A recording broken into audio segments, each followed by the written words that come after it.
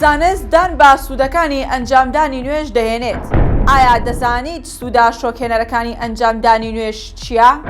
ڕەنگە باوەڕ نەکەیت دوای 1400 ساڵ زانستدان بەو ڕاستیە دەنێت کە ئەنجامدانی نوێژ موعجیزە ئاسا کاریگەری دەخاتە سەر تەندروستی مرۆڤ و وا دەکات جیاوازی هەبێت لەگەڵ کەسێک کە نوێژ ئەنجام نادات. بە گوێرەی توێژینەوەیەکی زانکۆی مالایە کە لە ساڵی 2017 ئەنجامدراوە و دەرکەوتووە، جوڵەی جەستەی مرۆڤ لە کاتی نوێژدا بە تایبەتی لە قیام و ڕقوع و سجود وا دەکات خوێنبەرەکان جوڵە باشتر بکەن.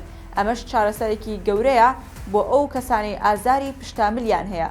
جوڵەی سجودیش یارمەتی ناو سک دەدات و کاری ڕێخۆڵا باشتر دەکات. موعجیزەی نوێژ تەنها ئەوەندە نییە، بەڵکو کاریگەری ڕاستە و خۆشی بەسەر عەقڵەوە هەیە. وەک لە توێژینەوەیەکی گەورە زانکۆی هارفارد دەریخستووە، زیکر و نوێژ ئاستی کۆرتیزۆل وا دەکات هۆرمۆنی فشار کەم دەکاتەوە و ئارامی بۆ مێشک دروست دەکات. یارمەتی زیندوو بوونی تەزووی خوێن بۆ مێشک دەدات. خوێندنەوەی قورئان و نوێژ پەیوەندی بەشی باشترکردنی زیاد لە 5 توێژینەوەی دیکە زانکۆ بەناوبانگەکانی جیهان ئەوە دەردەخەن.